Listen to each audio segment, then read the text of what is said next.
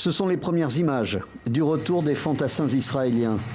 Le nouvel acte d'une intervention terrestre dans la bande de Gaza. Dans un communiqué, l'armée israélienne explique que le but est de créer une séparation entre le nord et le sud de l'enclave. Sous ce panache de fumée, ce mercredi, une nouvelle destruction. Comme ici, cet immeuble d'habitation à Gazaville, où depuis 4 heures, ces hommes tentent de retrouver la trace d'un garçon enseveli sous les décombres. Une poignée de civils tape sur le béton. L'enfant est finalement retrouvé. Il est décédé.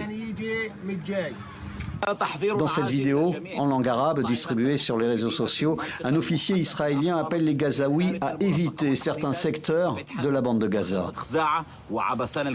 Ces zones sont considérées comme des zones de combat dangereuses.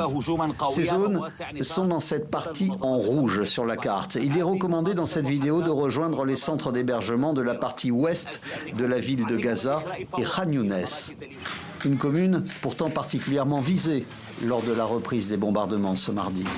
Où sommes-nous en sécurité? Personne n'est en sécurité. Où irons-nous? Qu'ils lâchent une bombe nucléaire sur nous pour que l'on puisse se reposer. Nous sommes épuisés par cette vie. Ils sont des milliers à fuir la perspective de nouvelles violences. L'exécutif israélien l'a annoncé. Même si le Hamas se dit ouvert aux négociations, il y aura d'autres offensives. Désormais, les négociations ne se dérouleront que sous le feu. Le Hamas a déjà ressenti notre force ces dernières 24 heures.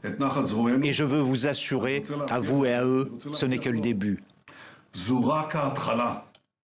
Une reprise des hostilités dénoncée aujourd'hui par ces manifestants israéliens devant le Parlement. Il s'agit du plus grand rassemblement contre la politique de Benyamin Netanyahou depuis des mois.